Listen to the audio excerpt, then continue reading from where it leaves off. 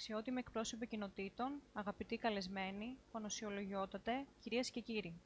Σας ευχαριστούμε για την παρουσία σας άλλη μια χρονιά στη σημερινή εκδήλωση, αφιερωμένη στην 9η Δεκεμβρίου, την Παγκόσμια ημέρα μνήμης και αξιοπρέπειας για τα θύματα του εγκλήματος της γενοκτονίας και της πρόληψης αυτού.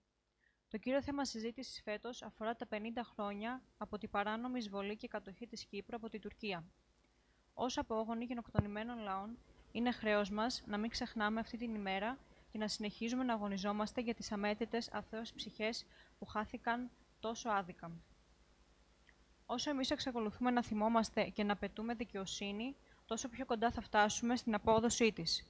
Δυστυχώς, η πικρή αλήθεια είναι πως παρακολουθώντας τις διεθνείς εξελίξεις, τα τελευταία χρόνια έχουμε συνειδητοποιήσει πως δεν είναι μια μέρα αφιερωμένη μόνο στις τραγωδίες που συνέβησαν στο παρελθόν, αλλά και για όσα διαδραματίζονται έως και σήμερα, έως και αυτή τη στιγμή που μιλάμε. Ξεκινώντας την εκδήλωσή μας, θα ήθελα να καλέσω στο βήμα τον επίτιμο πρόξενο της Αρμενίας στη Θεσσαλονίκη, κύριο Άγκη Ντακαζιάν, για ένα σύντομο χαιρετισμό.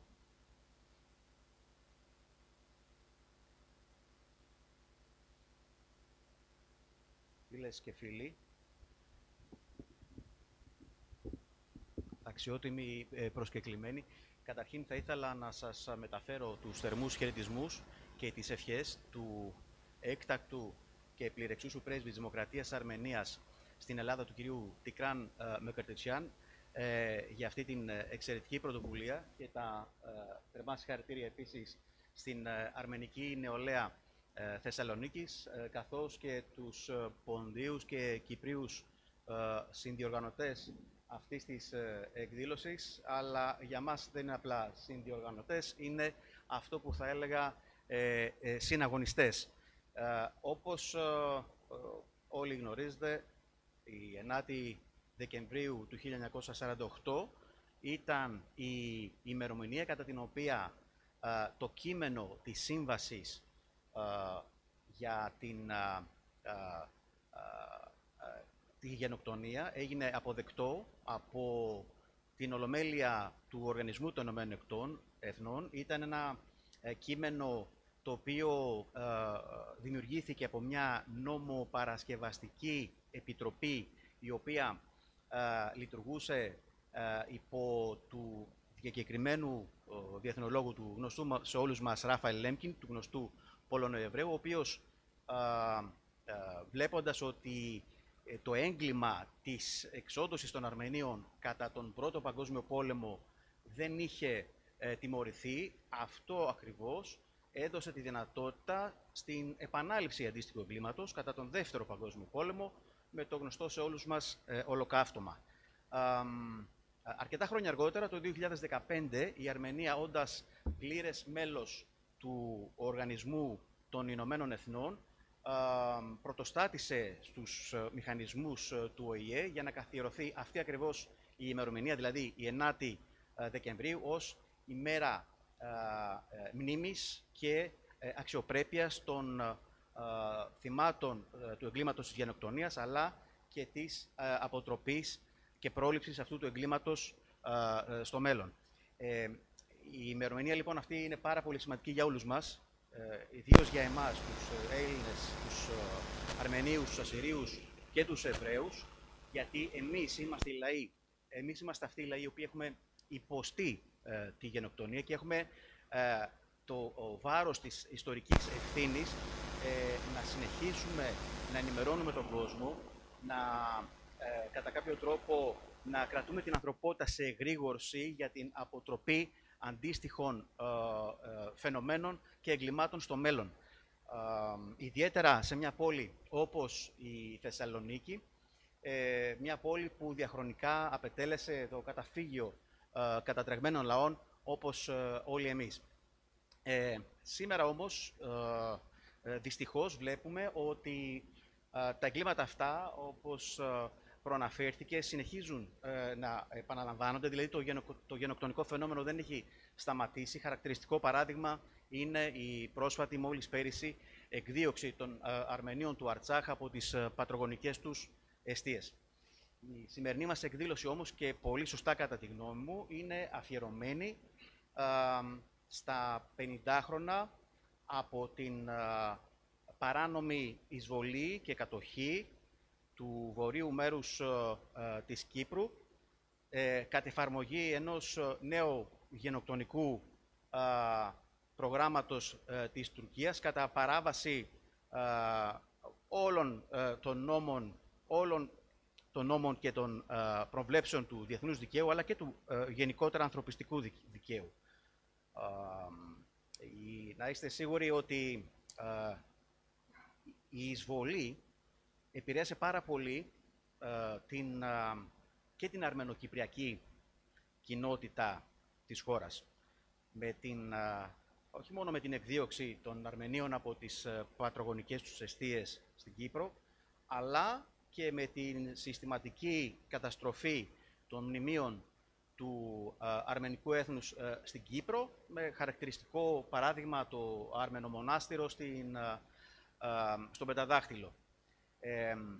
Αυτό που θα ήθελα να επισημάνω όμως, πριν κλείσω, είναι ότι θέλοντας να αναδείξω κάποιες άγνωστες εν γέννη πτυχές της ιστορίας της άμυνας της Κύπρου, την ηρωική συμμετοχή του οπλίτου της Ελδίκ, του Παρσέχ Πιπεριάν, ο οποίος έπεσε αμυνόμενος της Κύπρου και μάλιστα την τελευταία μέρα των μαχών, στις 16 Αυγούστου του 1974, θέτοντας και την αρμενική σφραγίδα στην ηρωική άμυνα της Κύπρου.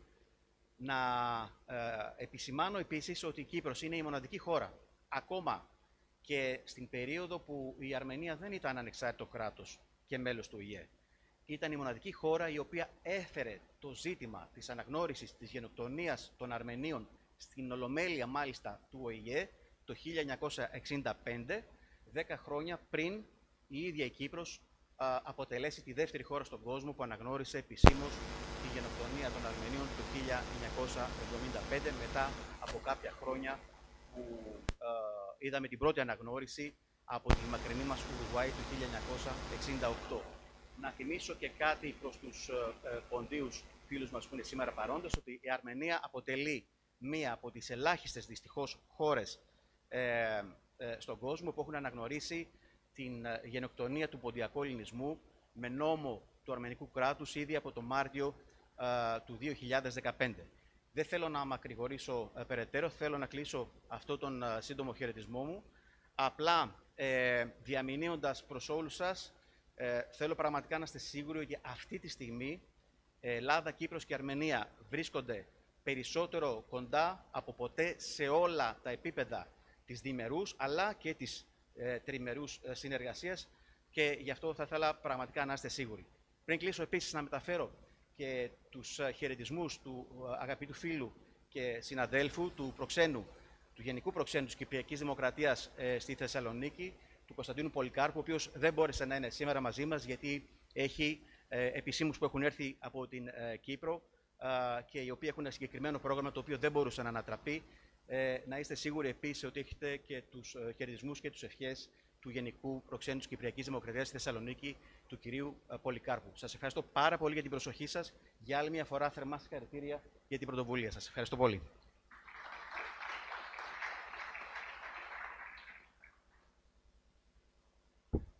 Σας ευχαριστούμε πολύ.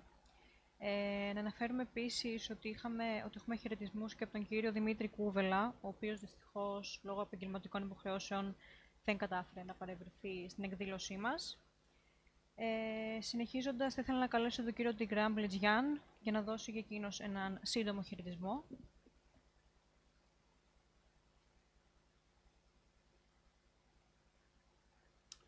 Φίλες και φίλοι, καλησπέρα. Ο δικός μου χαιρετισμός θα είναι πραγματικά σύντομος. Η Αρμενική Εθνική Επιτροπή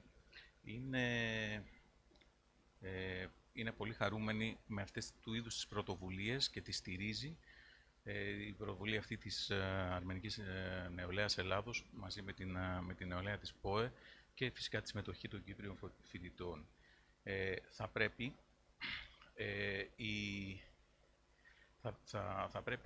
οι επέτειοι που έχουμε, ο κάθε ένας από τις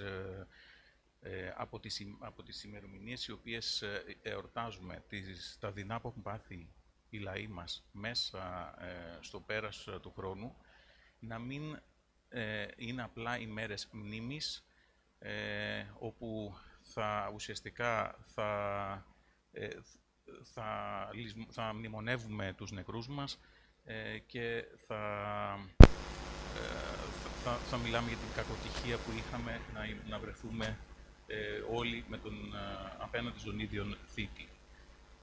Θα πρέπει αυτές οι ημερομηνίες να είναι μέρες όπου ουσιαστικά κάνουμε έναν απολογισμό του αγώνα που κάνουμε για την δικαίωση. Θα είναι οι ημέρες όπου θα κάνουμε έναν απολογισμό και θα συνεχίσουμε τον αγώνα μας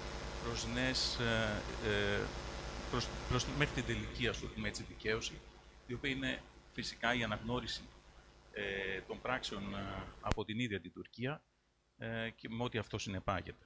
Τώρα, γνωρίζουμε και βλέπουμε και γύρω μας καθημερινά ότι οι διεθνείς συγκυρίες είναι τέτοιες που πολλές φορές δεν επιτρέπουν το να προωθούνται αυτές οι διαδικασίες σε έναν εύλογο χρονικό διάστημα. Μπορεί να έχουν περάσει 110 χρόνια φέτος, συμπληρώνονται από την αρμενική γενοκτονία, πάνω από 100 χρόνια για την ποντιακή.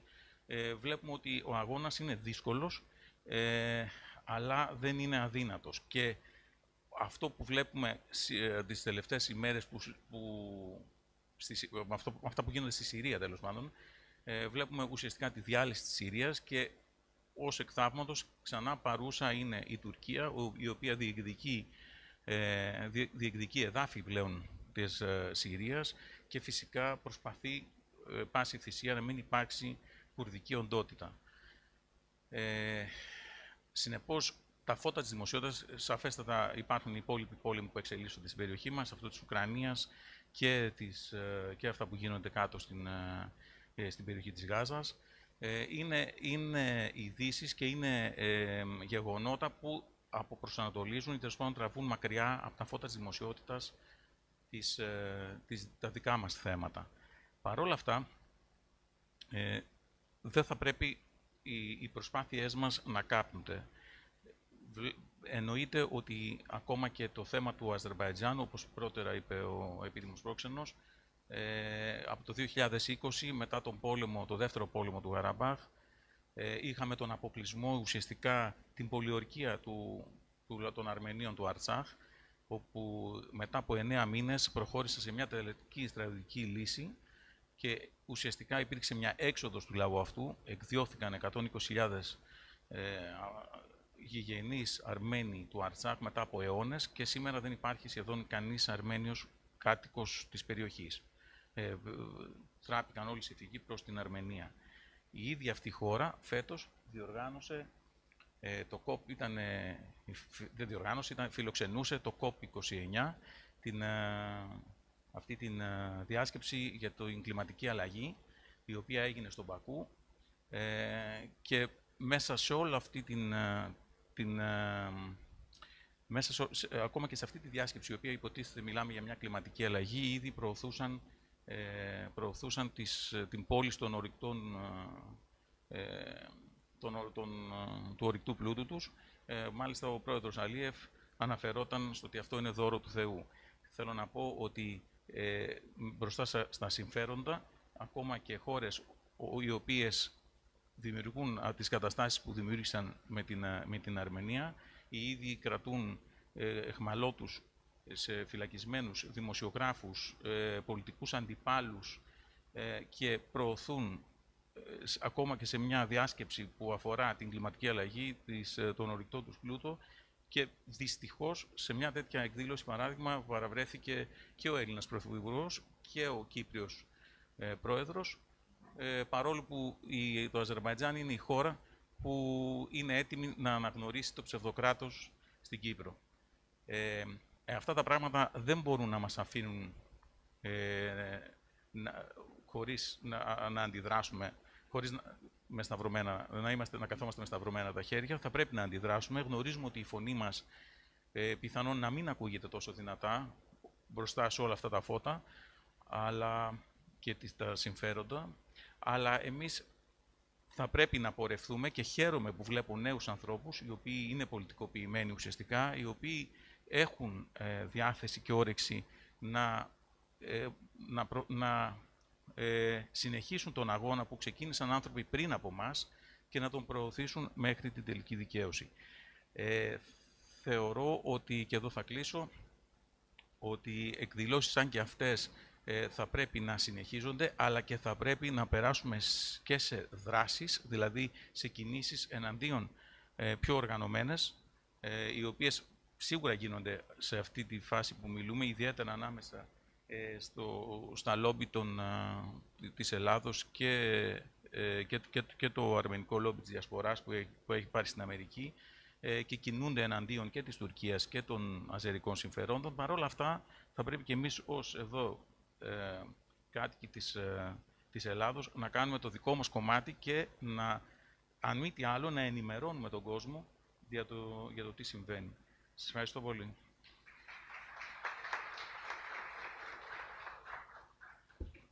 Σας ευχαριστούμε πολύ. Ακολουθεί χαιρετισμός από τον Γιώργο Χατζικυριακίδη, Πρόεδρο της Συντονιστικής Επιτροπής Νεολαίας της Παμποντιακής Ομοσπονδίας, να μας απευθύνει και αυτός ένα μικρό χαιρετισμό.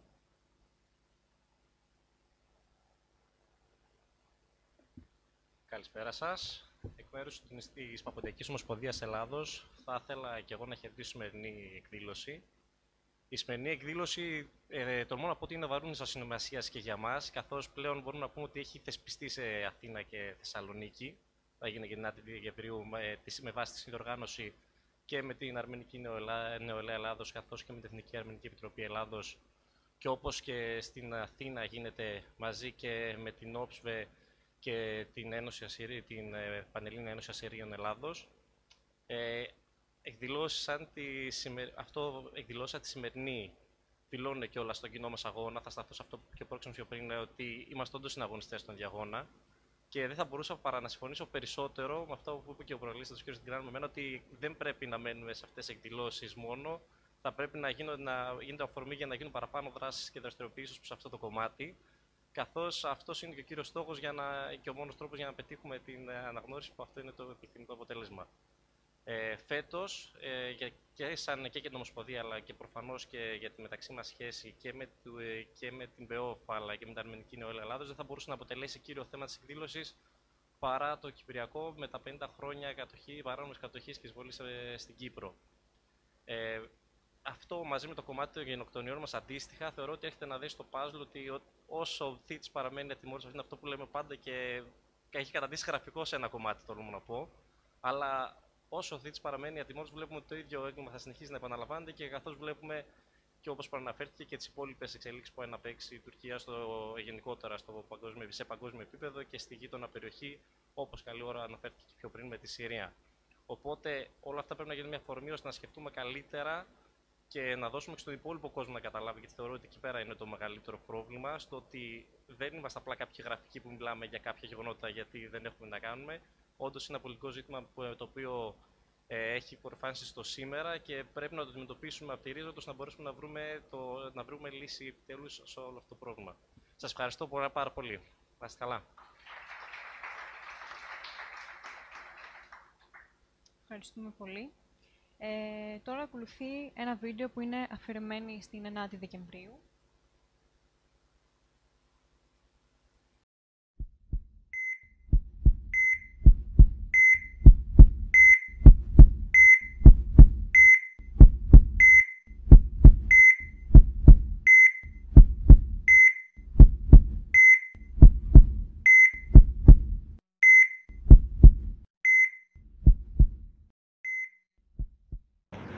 Genocide is a new word combining the Greek word genos meaning race or group, with the root of the Latin sidere meaning to kill.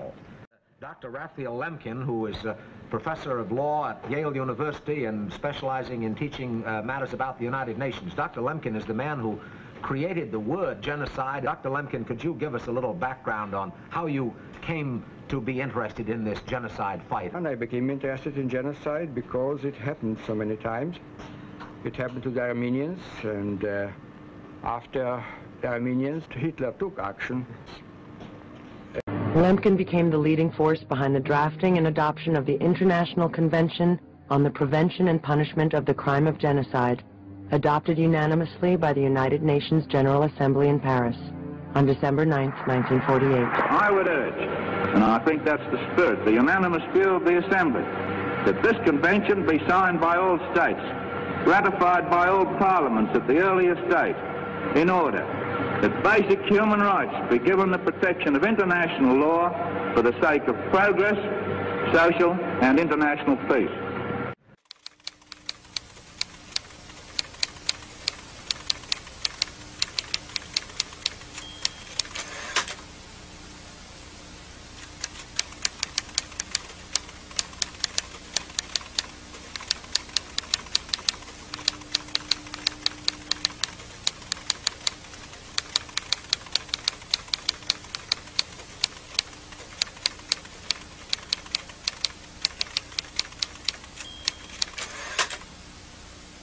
But the crime that genocide describes is as old as man and his recorded history. Many men, many races, many cultures have fallen victim to genocide. Let's pass a few examples in review. Herod, fearful for his throne, ordered the massacre of the innocents. His attempt to kill all the male children of the house of David was a clear case of genocide. In 1822, 100,000 men, women, and children were killed on the island of Chios. Their only crime was that they were Greeks. Modern man, too. Man in the last 100 years has been guilty of this crime of group murder. Choosing so-called modern reasons and using modern methods, men of our own time have persecuted and destroyed other men, singling them out because of the group to which they belong. We all remember some of these instances. Do you also think of them as cases of genocide? Yes, these folks are not playing games. They're running for their lives. Men on horseback, it doesn't matter much who they are. Let's say they're modern cavalry out on orders of their commanders. They're huntsmen on the chase, only the prey doesn't happen to be a fox. The prey is people.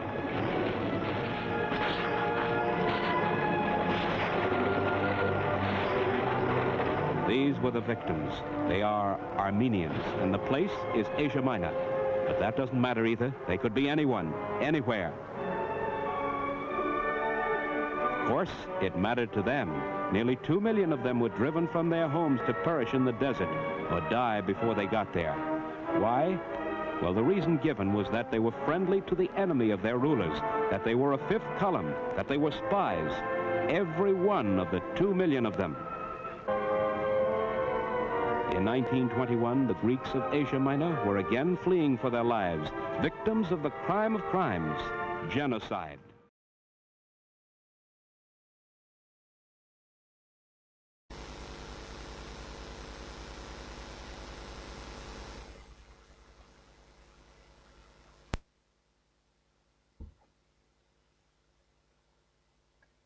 Τώρα ακολουθεί η πρόεδρος της Αρμενικής Νεολαίας Ελλάδος του Παραρτήματος της Θεσσαλονίκης, Μαριάννα Μυρίδου, για να αφιερώσει ένα λόγο για τη σημερινή ημέρα.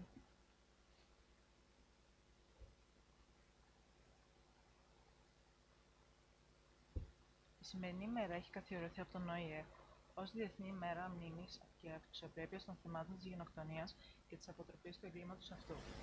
Με εκδηλώσεις όπως η σημερινή, τιμούμε τη μνήμη των θυμάτων της γενοκτονίας, των Αρμενίων και των Ελλήνων και στεκόμαστε αλληλεγγύοι στο λαό της Κύπρου. Το 1915, η Οθωμανική Αυτοκρατορία έθεσε σε εφαρμογή ένα συστηματικό σχέδιο εξόντωσης του αρμενικού λαού. 1,5 και επιπλέον εκατομμύρια Αρμένοι σφαγιάστηκαν ή βρήκαν τραγικό θάνατο στις ερήμους της Συρίας και μια γενιά δεν αναπληρώθηκε. Όσοι κατέφεραν να επιζήσουν, σκορπίστηκαν στα 4 σημεία του ορίζοντα και ξανάχτισαν τη ζωή τους, κουβαλώντας όμως τη στοιχειωμένη ανάμνηση των τραγικών βιωμάτων τους. Λίγα χρόνια αργότερα, οι Έλληνες της Μικράς Ασίας και του Πόντου υπήρξαν θύματα μιας αντίστοιχης εθνοκάθαρσης. Μεταξύ το 1914 και το 1922, 305.000 σκοτώθηκαν ή αναγκάστηκαν σε πορείες θανάτου και τίποτε δεν θύμιζε πια την παρουσία του χριστιανικού πληθυσμού στα προγονικά τους εδάφη. Η γενοκτονία των Αρμένων και των Ελλήνων υποβαθμίστηκαν και διαστρεβλώθηκαν από το τουρκικό καθεστώς. Η κληρονομιά όμως και η συνεισφορά των δύο λαών στον πολιτισμό, τη τέχνη και την ανθρωπότητα υπερίσχυσαν και όλος ο πολιτισμένος κόσμος, με σεβασμό στη μνήμη των θυμάτων, στέκεται αλληλέγγυο. Εάν δεν μνημονεύσουμε το παρελθόν, τα εγκλήματα επαναλαμβάνονται. Το 1974 η Τουρκία εισέβαλε στην Κύπρο, παραβιάζοντας το διεθνές δίκαιο και την κυριαρχία του κυπριακού λαού. Αυτή η εισβολή είχε ως αποτέλεσμα τον εκτοπισμό χιλιάδων Ελληνοκυπρίων και τη διαίρεση της Μεγαλονήσου. Εδώ και 50 χρόνια, η παράνομη τουρκική στρατιωτική παρουσία στη Βόρεια Κύπρο αποτελεί πηγή έντασης. Παρά τις πιέσεις της διεθνής κοινής γνώμης, η Τουρκία εξακολουθεί την κατοχή της Κύπρου και παραβιάζει βασικά ανθρώπινα δικαιώματα. Και δυστυχώς δεν τελειώνει εκεί η ιστορία. Η ανθρωπιστική κρίση στο Αρτσάχ, γνωστό και ως Ναγκόρνο Γαραμπάχ, έχει κλιμακωθεί δραματικά τα τελευταία χρόνια. Ο πόλεμος του 2020 προκάλεσε τεράστια δεινά, με χιλιάδες νεκρούς και ολόκληρες κοινότητες εκτοπισμένες. Η κατάσταση έχει χειροτερεύσει το 2022, ιδιαίτερα λόγω του αποκλεισμού από το Αζερμπαϊτζάν, που είχε παγιδεύσει πάνω από 100.000 Αρμένους στην περιοχή, μπλοκάροντας την πρόσβαση σε βασικούς πόρους όπως τρόφιμα, φάρμακα και καύσιμα. Οι κάτοικοι του Αρτσάχ τιμωρήθηκαν απλώς για την εθνικότητά τους και τη σύνδεση με τη γη και παραβιάζονταν συνεχώς τα ανθρώπινα δικαιώματά τους. Παρά το μέγεθος της τραγωδίας, η διεθνής κοινότητα έχει κάνει πολύ λίγα για την αντιμετώπιση αυτής της κρίσης. Κυρίες και κύριοι, η πρόληψη της γενοκτονίας παραμένει θεμελιώδης καθήκον μας. Τα θύματα δεν πρέπει να αντιμετωπίζονται ως αριθμοί. Είναι οι γονείς, τα αδέλφια και οι συμπατριώτες μας. Άνθρωποι με λαχτάρα ζωής και όνειρα που όμως δεν μπόρεσαν να τα πραγματοποιήσουν. Οι λαοί μας άντεξαν, επέζησαν και άνθησαν ξανά παρά το βαρύ φορτίο που είχαν να βαστάξουν. Σήμερα διασφαλίζουμε ότι η μνήμη των θυμάτων παραμένει ζωντανή και συμπορευόμαστε με όλους όσους συνεχίζουν να αποζητούν δικαιοσύνη για το άδικο θάνατο των προγόνων τους. Ευχαριστώ πολύ.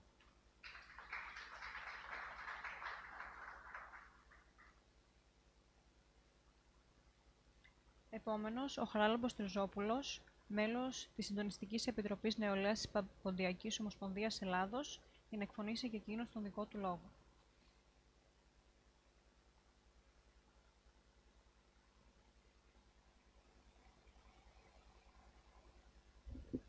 Αξιότιμοι προσκεκλημένοι, αγαπητοί παρευρισκόμενοι, καλησπέρα σας. Εκ μέρους της Συντονιστικής Επιτροπής Νεολαίας της Παποντιακής Ομοσπονδίας Ελλάδος, σας καλωσορίζω στη σημερινή μας εκδήλωση. Αποτελεί μεγάλη τιμή και χαρά να συνδιοργανώνουμε αυτή την εκδήλωση με την Αρμενική Νεολαία Ελλάδος, καθώς οι λαοί μας, που συνυπήρχαν για αιώνες, υπέστησαν τη φρίκη του εγκλήματος της γενοκτονίας από τον ίδιο το θήτη. Ένα θήτη που επιδίωξε να εξαλείψει κάθε τι διαφορετικό, αφήνοντας βαθιές πληγές, οι οποίες παραμένουν ανοιχτές. Η γενοκτονία του ποντιακού ελληνισμού αποτελεί μία από τις πιο σκοτεινές σελίδες της ιστορίας μας. Ξεκινάει το 1914, με την έναρξη του Πρώτου Παγκοσμίου Πολέμου. Οι εκτοπίσεις, οι πορείες θανάτου και τα διαβόητα τάγματα εργασίας, τα αμελέτα μπουρού, αποτέλεσαν τα πρώτα εργαλεία εξόντωσης του πληθυσμού μας. Μέχρι το 1917, χιλιάδες άνθρωποι είχαν χάσει τη ζωή τους από τις κακουχίες, τις αρρώστιες, τους βιασμούς και τις δολοφονίες. Η δεύτερη φάση, ακόμα πιο βίαιη, ξεκινά το 1919, με την απόβαση του Μουσταφά Κεμάλ και των Νεοτούρκων στη Σαψούντα. Στόχος τους, η πλήρης εξάλειψη του ελληνικού στοιχείου, λαιλασίες, σφαγές, καταστροφή κάθε ίχνους ελληνικής περιουσίας και παρουσίας. Το μαρτύριο ολοκληρώνεται το 1923, με τη συνθήκη της Λοζάνης να σηματοδοτεί το τέλος του ελληνισμού στη Μικρά Ασία. Οι πληγές όμως δεν κλείνουν με την γενοκτονία. Όσοι επιβίωσαν, αντιμετώπισαν νέες δοκιμασίες στην Ελλάδα, όπου συχνά θεωρήθηκαν πολίτες δεύτερης κατηγορίας. Παράλληλα, η πολιτική αναγνώριση του εγκλήματος αυτού ήρθε με μεγάλη καθυστέρηση. Μόλις το 1994, με την καθιέρωση της 19ης Μαΐου ως ημέρα μνήμης της γενοκτονίας των Ελλήνων του Πόντου. Η φετινή μας εκδήλωση δεν είναι απλώς μια υπόμνηση της ιστορίας. Είναι μια πράξη διεκδίκησης. Διεκδικούμε την επίσημη αναγνώριση της γενοκτονίας από τη διεθνή κοινότητα και κυρίως από τη γείτονα χώρα. Αγωνιζόμαστε για την αποκατάσταση της ιστορικής αλήθειας, όχι από μίσος, αλλά για να αποτρέψουμε παρόμοια εγκλήματα στο μέλλον. Φέτος, η φωνή μας αποκτά ακόμη μεγαλύτερη βαρύτητα, καθώς συμπληρώνονται 50 χρόνια από την τουρκική εισβολή και συνεχιζόμενη κατοχή της Κύπρου. Μια νέα πληγή για τον ελληνισμό που θυμίζει πως η ιστορική αδικία δεν πρέπει ποτέ να θεωρείται δεδομένη. Ο αγώνας μας για δικαιοσύνη στον Πόντο συνδέεται άρρηκτα με τον αγώνα για απελευθέρωση στην Κύπρο. Δεν ξεχνούμε, δεν υποχωρούμε. Όλοι εμείς που βρισκόμαστε εδώ σήμερα δεσμευόμαστε να συνεχίσουμε τον αγώνα. Σε κάθε αίθουσα, σε κάθε πλατεία, σε κάθε διεθνές φόρουμ. Θα είμαστε παρόντες μέχρι τη δικαίωση. Σας ευχαριστώ θερμά.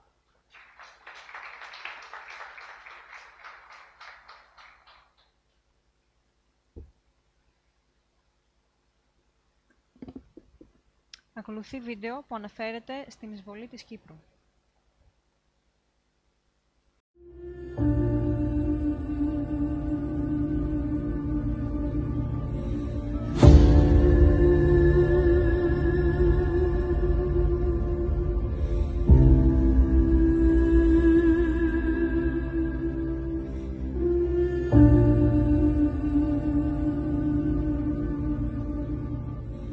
Πώς σε λένε? Ειρήνη. Από πού είσαι? Από την Άσο. Και τι έγινε? Τι έγινε?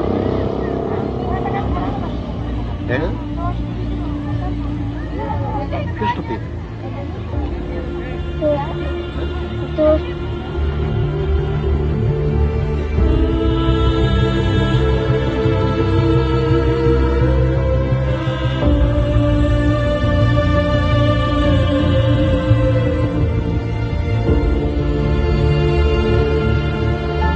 Απόμεινα μόνη μου σκέφτομαι τα τι είχα και τι είμαι. Εσύ πού ζω? Στο παρόν. Έγινα μου ότι καθένας διέχει το σπίτι του τον οικοτικό του. Και τώρα πέφτωσα μέσα για την πόρτα.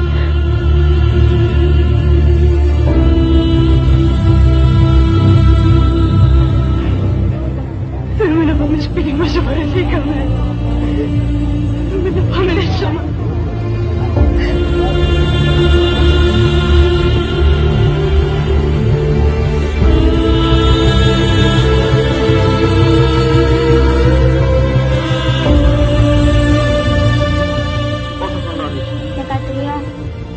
Έφυγες με όλη την οικογένεια? Ναι. Χάσες κανένα πόσο να είσαι? Τον αδερφό μου, τον αδερφό μου. Πόσο χρόνο ήταν αυτό? 18. Μάμα μου δεν θα είναι. Πώς είσαι εσύ? Μόνη, με λεωφορείο Χωριανώνη. Ο αδερφός μου είναι εχμάλωτος. Ο αδερφότερος μου είναι εχμάλωτος στην Τουρκία.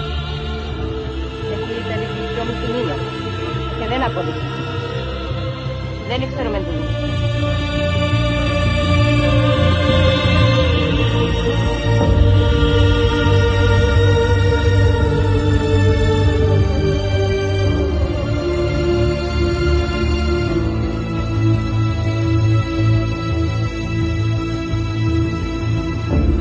Το γιο μου περίπου.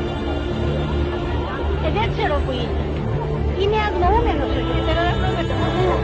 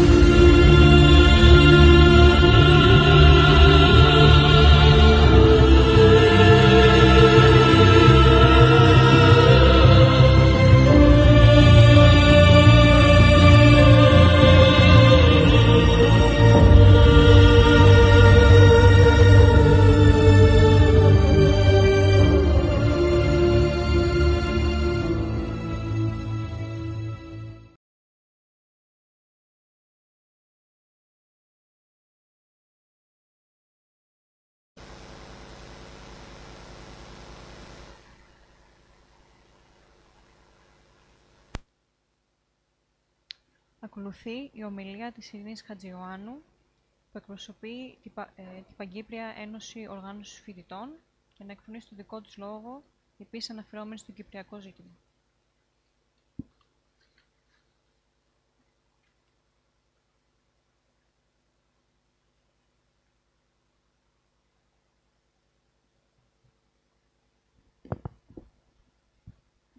Σεβαστοί προσκεκλημένοι, αδελφοί Αρμένοι και Έλληνες πόντιοι, Ελληνίδες Έλληνες. Αρχικά να ευχαριστήσω εκ μέρους της ΠΕΟΦ τους διοργανωτές της εκδήλωσης, την Αρμενική Νεολαία Ελλάδος και τη Συνοριστική Επιτροπή Νεολαίας της Παμοντιακής Ομοσπονδίας Ελλάδος για την πρόσκληση και για την ευκαιρία για την εισήγηση. Με αφορμή την Παγκόσμια ημέρα μνήμης και αξιοπρέπειας για τα θύματα του εγκλήματος της γενοκτονίας και της πρόληψης του εγκλήματος αυτού και επί τη ευκαιρία της μνήμης της 50ης μαύρης επετείου της τουρκικής εισβολής στην Κύπρο, θα ήθελα να προχωρήσω σε μια ιστορική αναδρομή για τα γεγονότα τα οποία πλαισίωσαν την εισβολή. Έπειτα, θα ήθελα να αναφερθώ στην αντιμετώπιση της κατοχής από την πολιτεία και τον λαό της Κύπρου και τέλος στη συλλογική ευθύνη των νέων για την ανάγκη για αγώνα έναντι στο άδικο και στη σκλαβιά. Ξεκινώ με μια ιστορική αναδρομή για το Κυπριακό. Αρχικά, ξέρουμε ότι η Κύπρος είναι και θεωρείται ανέκαθεν ένα ελληνικό νησί, κάτι που επιβεβαιώνουν και όλοι οι ιστορικοί στα 3.000 χρόνια της ελληνικής ιστορίας της. Οι Κύπροι ποθούσαν και αγωνίζονταν για την ένωσή τους με τον εθνικό κορμό, δηλαδή τη μητέρα Ελλάδα. Το ίδιο συνέβαινε και στις υπόλοιπες ελληνικές αλήτερες πατρίδες που δεν άνοικαν στο ελλαδικό κράτος τότε, λόγου χάριν στην Κρήτη, στα Δωδεκάνησα, στη Βόρειο Ήπειρο και ούτω καθεξής.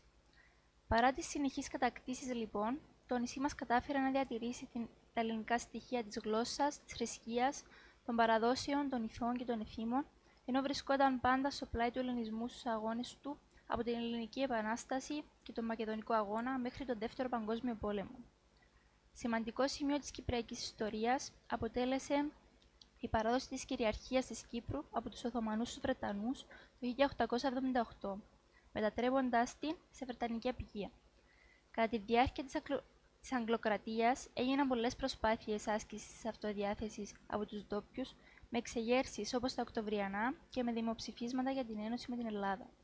Με την έναρξη του Δεύτερου Παγκοσμίου Πολέμου, οι Άγγλοι κάλεσαν τους Κύπριους να στηρίξουν τον αγώνα τους με αντάλλαγμα την πολυπόθετη αυτοδιάθεση, κάτι που αποδείχτηκε στο τέλος του πολέμου πως επρόκειτο για ένα ψέμα, εφόσον δεν έγινε ποτέ και μάλιστα παρά το ότι ο Οργανισμός Ηνωμένων Εθνών υποχρέωνε όλες τις απεικιοκρατικές δυνάμεις του κόσμου να αποδώσουν την αυτοδιάθεση στους λαούς τους οποίους κρατούσαν υπόδουλους.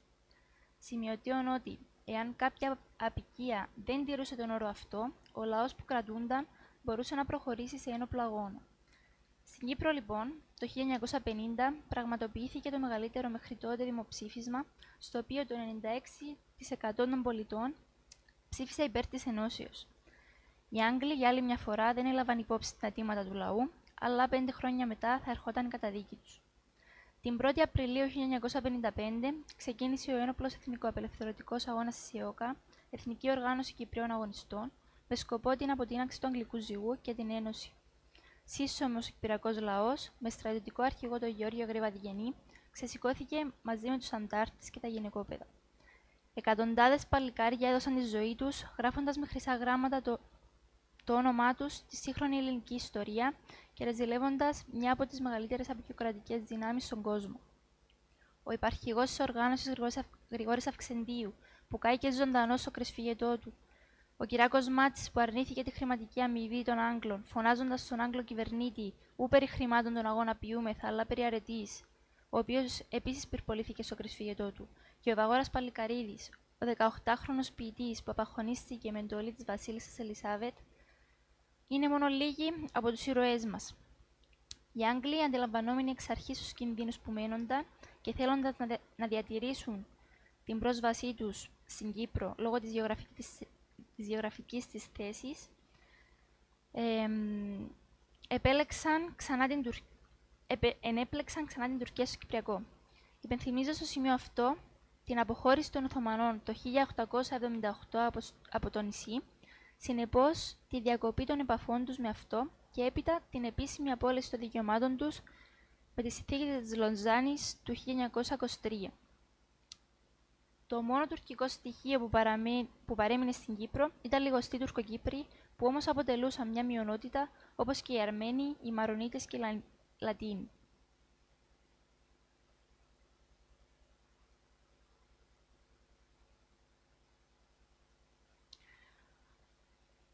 Πώς ενεπλάκη ξανά η Τουρκία στο Κυπριακό? Τον Αύγουστο του 1955,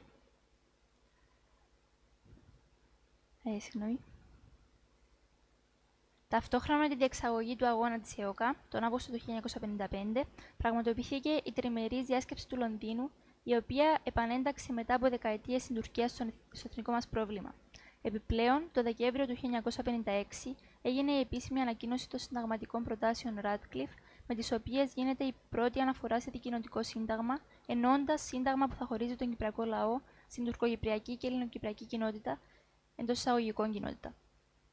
Την ίδια χρονιά, ο Τούρκος Πρωθυπουργός Αντάν Μεντερές αναθέτει στον καθηγητή συνταγματικού δικαίου Νιχάτ Ερίμ να συντάξει την τουρκική υψηλή στρατηγική στο Κυπριακό σχέδιο επανάκτησης Κύπρου. Το σχέδιο χωρίστηκε σε 5 πυλώνες, οι οποίοι καθόρισαν την εξωτερική πολιτική της Τουρκίας από το 1956 και μέχρι σήμερα και ακολουθούνται πιστά από αυτήν. Η διαπίστωση αυτή γίνεται αντιληπτή εφόσον οι πλήστες αξιώσεις του σχεδίου έχουν υλοποιηθεί στο πέρασμα των χρόνων, όπως ο γεωγραφικός διαχωρισμός της νήσου μέσω της εισβολής, ο δικοινοτισμός μέσω του συντάγματος του 60, όπως και τα επεμβατικά δικαιώματα και ο επικισμός που λαμβάνει η χώρα σήμερα στον τόπο μας.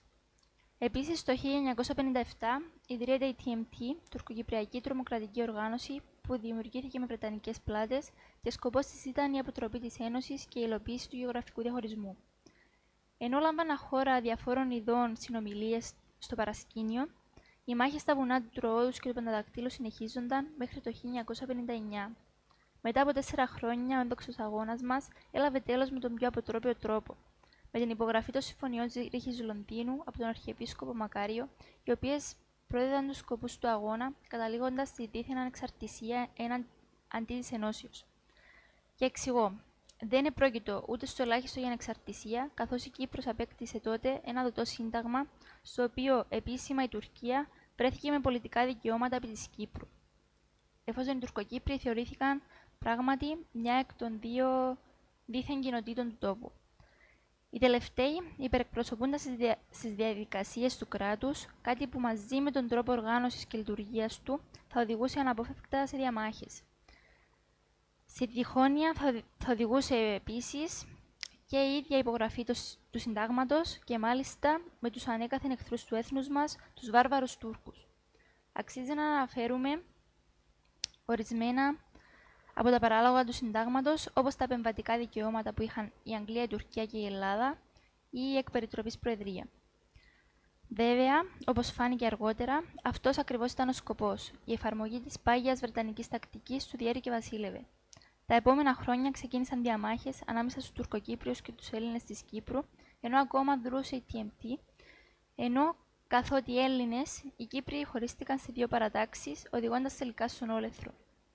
Μετά από σειρά συγκρούσεων, φτάνουμε στο καλοκαίρι του 1974. Στις 15 Ιουλίου 1974 έγινε το πραξικόπημα στην Κύπρο και με αφορμή αυτό, για τη δίθεν υποβίβαση της ασφάλειας των Τουρκοκυπρίων, ο τουρκικός στρατός επιτέθηκε μετά από 5 ημέρες, στις 20 Ιουλίου 1974, στην Κύπρο. Στην πραγματικότητα, η ίδια η εισβολή εντάσσεται στις τουρκικές αξιώσεις του 1956 στις εκθέσεις του Νιχάτ Ερίμ. Τα αποτελέσματα της εισβολής είναι γνωστά, ιδίως σε εσάς, Πόντιους και Αρμένιους, που η ιστορία μας, γραμμένη με το ίδιο μολύβι, μαρτυρεί. Αγνοούμενους, εγκλωβισμένους, λαιλασίες, βιασμούς, πρόσφυγες και νεκρούς. 50 χρόνια μετά, η κατοχή συνεχίζεται και η κατάσταση που επικρατεί είναι επίσης γνωστή σε όλους μας, με τον επικισμό, τη μετατροπή των χριστιανικών μνημείων σε μουσουλμανικά, τις απειλές και τις προκλήσεις των Τούρκων να βρίσκονται στην επικαιρότητα. Στο όνομα του εκφοβισμού και του τουρκικού επεκτατισμού, όσον αφορά το ψευδοκράτος, γίνεται συνεχής πρόθεση της αναγνώρισής του προς τη διεθνή κοινότητα. Επιπλέον, οι αξίες της πατρίδας και της ελευθερίας και της εθνικής αξιοπρέπειας υποβιβάζονται και δεν χρειάζεται να επεκταθώ. Συνεχίζουμε με ένα άλλο κεφάλαιο της ιστορίας. Την μετά την εισβολή περίοδο, της οποίας πρωταγωνιστικό ρόλο έχει η Διζωνική Δικοινοτική Ομοσπονδία, η οποία για όσους δεν γνωρίζουν αποτελεί την επιδιωκόμενη λύση για το Κυπριακό, από όλα τα μεγάλα κόμματα και την κυβέρνησή μας. Ο μισός αιώνας κατοχής επιβεβαιώνει ότι είναι ανέφικτη, παράνομη και προβληματική από κάθε άποψη, λόγω των προνοιών της και εφόσον δεν μπόρεσε να εφαρμοστεί. Επιπλέον προκύπτει και αυτή από τους σχεδιασμούς του νυχατερή, όπως ανέφερα προηγουμένως, άρα από την ίδια την προέλευσή της αντιλαμβανόμαστε κατά πόσο είναι ωφέλιμη ή όχι για τον κυπριακό ελληνισμό. Περαιτέρω, τα προβλήματά της είναι αδύνατο να χωρέσουν σε μια τέτοια ομιλία, αλλά αναφέρω ενδεικτικά ότι εξορισμού αποτελεί λύση διχοτόμησης.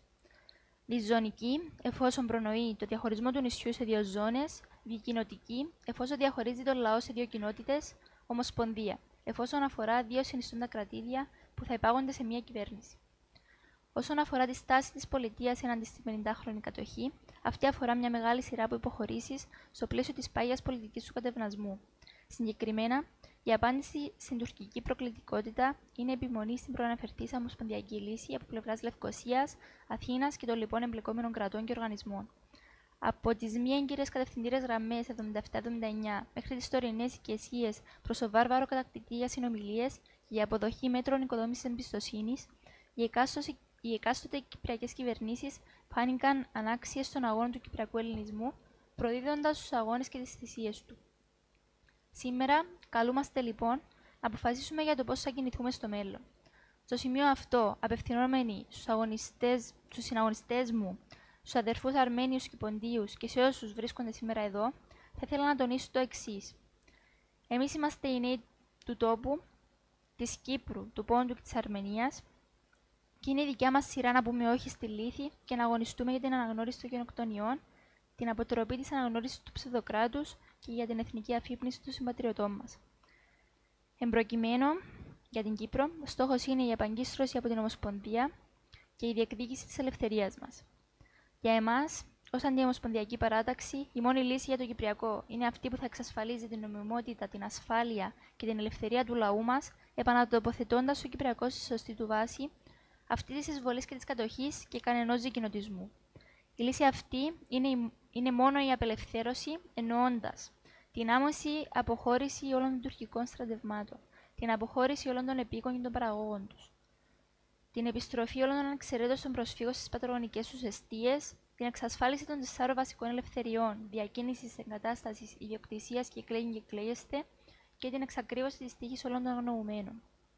Τονίζω ότι όλα αυτά ακυρώνονται με τη διζωνική δικοινοτική ομοσπονδία. Έπειτα, με οδηγό το δεξεχνό, ως απόγονοι 3 λαών ανυπότακτων, οφείλουμε τώρα να πολεμούμε το άδικο, να απαιτούμε την τιμωρία της Τουρκίας και να ζητούμε τη λύτρωσή μας. Έχουμε όλα τα εφόδια για να τα καταφέρουμε, με σημαντικότερο όπλο τη φωνή μας, συμμετέχοντας σε ένα πόλεμο συνειδήσεων. Χρωστάμε να αγωνιστούμε για την αποκατάσταση του δικαίου στους γονείς και στους παππούδες μας, τους ήρωες και τους πρόσφυγες. Ευχαριστώ πολύ.